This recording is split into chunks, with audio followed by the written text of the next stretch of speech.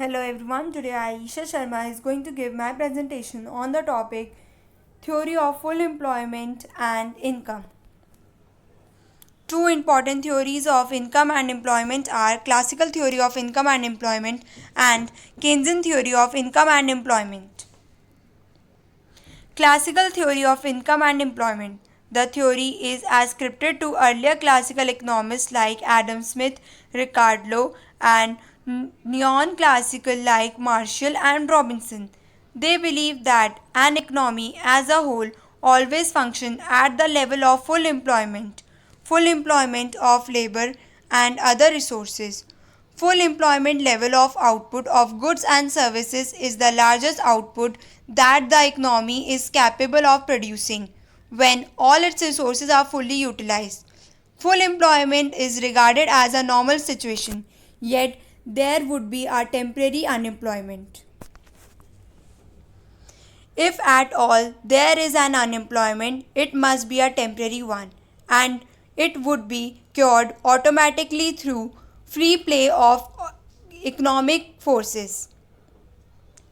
Supply creates its own demand.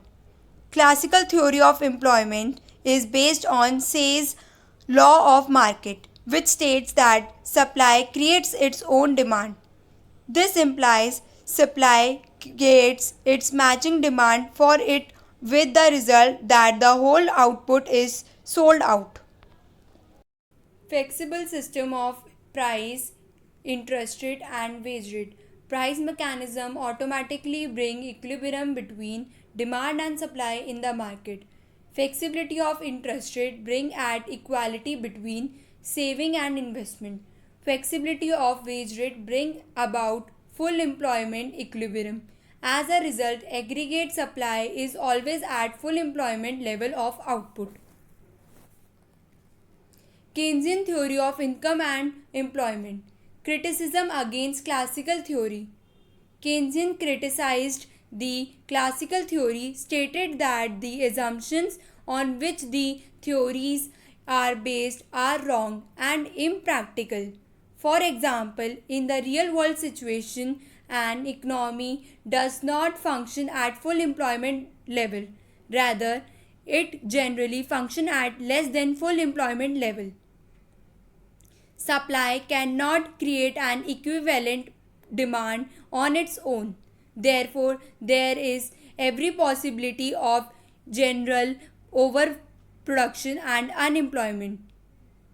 Similarly, price, wages and interest rate may not be flexible due to presence of monopolists and trade union.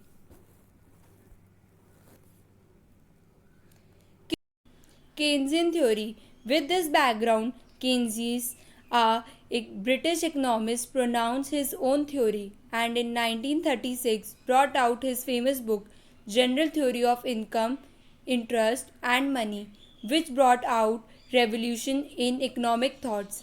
This leads to emergence of microeconomics as a separate branch of economics. Points of Keynesian theory are: an economy can be in equilibrium even at less than full employment level. Economic system does not ensure automatic equality between aggregate demand and aggregate supply at full employment level as believed by classics. He proves that an economy could be in equilibrium even at less than full employment level. This is the basic difference between classical theory and Keynesian theory. Demand creates its own supply.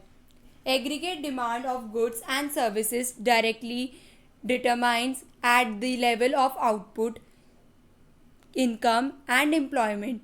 If aggregate demand increase, level of output will go up by increasing employment of resource to meet increased demand, and as a result income will also go up. Equilibrium level of income and employment is determined by aggregate demand and aggregate supply, but this doesn't mean level of full employment. The equilibrium level of income may be at above or below the level of full employment. In reality, an economy operates very often at less than full employment equilibrium. Since in short run aggregate supply doesn't change, but there is change in demand which brings change in income and employment. According to this theorem, aggregate demand is equal to aggregate supply. This theory is supposed to apply under short run and perfect competition. Thus, in this framework, their determination depends mainly on level of aggregate demand because during short run aggregate supply is constant with respect to given price. Thank you.